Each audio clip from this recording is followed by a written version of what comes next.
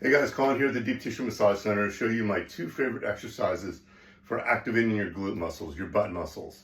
There's a lot of exercises to isolate them to make them stronger, but what I found is that it's more effective, at least for me, to do exercises that simulate normal movements in life where my glutes would get engaged, and to teach my glutes to also engage along with my hips and my deep core muscles so the back is fully supported.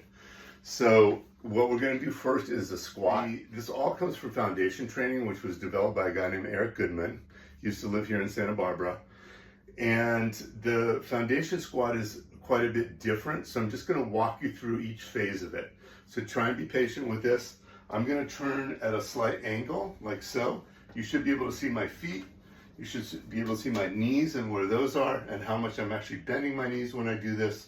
So for this squat, you're going to put your hands by your side just like this, like you're almost rowing a boat or something like that. So you're going to keep your hands right here. And what you're going to first do is you're going to make sure that your knees don't come forward, but instead your butt comes backwards.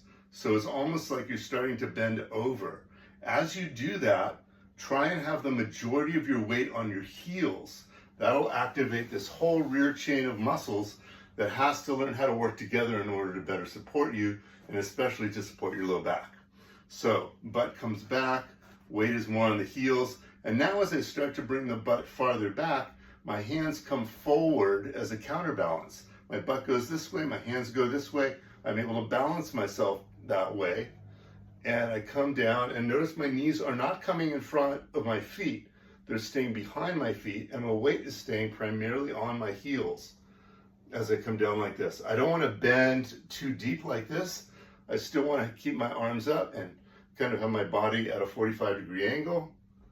And then I come back up and I do this the reverse, where I pull my hands back as my butt comes in. So these two are balancing each other, the butt coming back and the hands coming forward. So the one thing to add to this is at the very end, we're going to do a little more glute activation.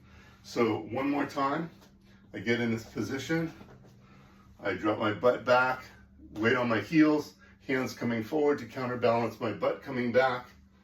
I come down to almost parallel with my upper thighs. And now as I come back up, I'm gonna really focus on squeezing my butt and really see if you can get those muscles to squeeze tight when you come up. So that's the whole exercise. It takes a little bit of practice to get used to all the different little components and the little adjustments, because it is different than a normal squat. Ideally, try and do 10 of these, and then you can slowly work your way up.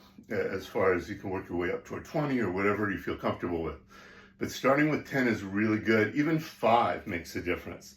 And try and really keep your weight back on those heels. Really make sure that your butt is going backwards and your hands are coming forward. All right, really try and make sure that when you're pushing to come up, that you're really squeezing your glute muscles together as tight as you can, especially at the very top. So now let's go to the next exercise. The next exercise is called the woodpecker, and it's a little different than the first one. What you're gonna do is you're gonna start with 1 foot forward and 1 foot back. So it's almost like a lunge position here. And from this position right now, my weight is 50-50 on these 2 feet. Okay, and I want my back foot pretty far back, so my heel's touching the ground, or maybe just a little off the ground. But when I start to do the exercise, what I'm going to do is I'm going to do a little bend in this front leg, but not much. Notice again, the knee's not going to come in front of the toe. And what I'm going to do is I'm going to bend at my waist forward like this. So I'm hinging at my waist like you would as if you were reaching for something, okay? And in doing so, when I do that, I'm putting almost all of my weight onto this front leg. There should be about 80 to 90% of your weight should be on the front foot here, okay? So once you're in that position, now you're gonna lift your arms up and out. So I'll do it from the front so you can see. So I'm lifting my arms up and out, kind of turned upward a little bit. And I'm going to pull my belly button in toward my spine. And I'm going to hold this position for about 10 seconds. All right? So again, from the side,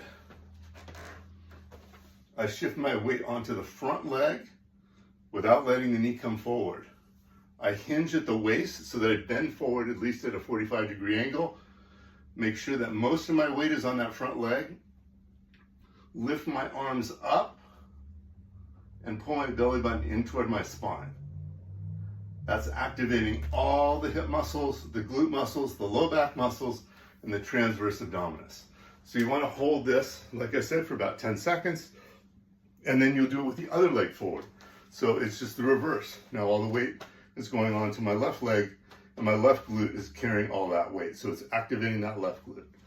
So these are the two exercises. You can build up in reps. You can build up in sets if you want. So, maybe you do a set of, like with the woodpecker. The second exercise, maybe you do a set of holding for 10 seconds on each side, and you go back and forth. Maybe you do a couple sets on each side. But anything that you can do of these two exercises is going to really start activating your glutes, and you'll find that your core engages better and your glutes engage better, and the muscles through your hips engage better to stabilize that low back and to help alleviate low back pain.